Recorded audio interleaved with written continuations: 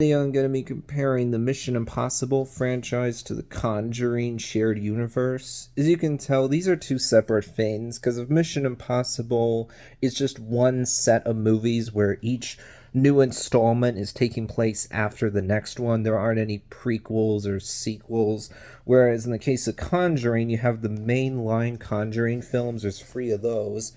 And then there's other spin-off movies that are in this universe. The Nun movies, the Annabelle movies, and then Curse of La Llorona. When it comes to highest score for each franchise, highest score for Conjuring is an 86% for the original Conjuring. In the case of Mission Impossible, highest score is 96% for actually 97% for Mission Impossible Fallout. So Mission Impossible wins this round.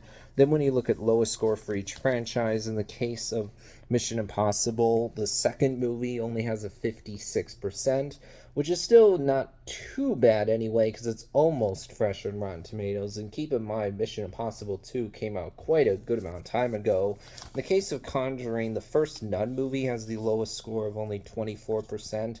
Mission Impossible wins again. Then when you look at average, Conjuring has an average score of 51, whereas Mission Impossible has an average of 81. It's a lot better, so it wins here. Then when you look at gap between lowest and highest score, in the case of Mission Impossible, you have a gap of 40, whereas of Conjuring, you have a gap of 62. So Mission Impossible wins here, meaning it's going to win this debate regardless of my personal opinion. And in this case, actually, Mission Impossible wins every single round. I would definitely say that it's better because it's just a more consistent franchise that people are generally more excited about. There's more momentum behind Mission Impossible because Mission Impossible Dead Reckoning Part 1 came out in 2023 and it got great reviews. Okay, sure, it didn't do as well at the box office, but that was caused by multiple different factors. I mean, the movie had a really big budget. Last year was famously the year of the flopbusters. There was problem with overcrowded marketplace because so many movies came out that there wasn't enough room for that many big blockbusters to come out. So Mission Impossible is still in a great place, especially because for 4 movies in a row, they've gotten over a 90% on Rotten Tomatoes. From Ghost Protocol until Dead Reckoning, they all have over a 90%. That is great. In the case of Conjuring, you have some movies here that have been well received, of course, but not quite as many. Conjuring, Conjuring 2, Annabelle Creation, Annabelle Comes Home are all fresh on Rotten Tomatoes, though admittedly Annabelle Comes Home only has a 64%. While that's not a bad score, it's not fantastic either. It's just fine. You have 4 of these movies, 5 of them actually, that are rotten on Rotten Tomatoes. In the case of some of these movies, what I've heard about them from watching YouTube videos has made me go, okay, that doesn't sound interesting at all. To be clear, I haven't actually seen any of the Conjuring movies. I've only seen the first Mission Impossible.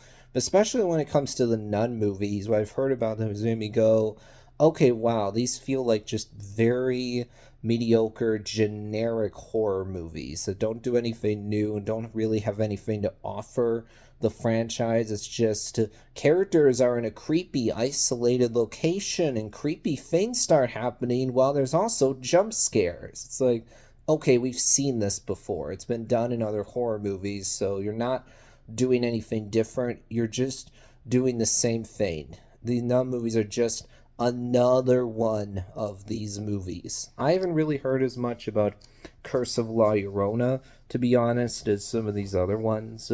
But overall, it just seems to me like Conjuring is more inconsistent, so it's not as good as Mission Impossible. Also, man, when you watch Mission Impossible, you go, Tom Cruise is such a daredevil. He really is. He is the daredevil crazy guy in Hollywood right now who is like, yeah, might as well just maybe kill myself making Mission Impossible. Because this is the guy who just goes for it. He's like, nope, I'm not going to rely on a stuntman. I'm not going to have someone else do this for me. No, no, no. I'm doing my own stunts. If my character is going to drive a motorcycle off a cliff, then I'm really driving a motorcycle off a cliff. And man, when you look at images of Tom Cruise, you're like, wow, this guy is 60 years old and he does not look like he's 60. He could pass for a 40, 50-year-old. Pretty funny how crazy Tom Cruise is. I mean, say what you will about the guy's personal life. You can certainly disagree with his religious beliefs, that kind of thing. But you can't deny that he's a talented actor and that he is just not scared at all. He's totally fine of risking his life making Mission Impossible.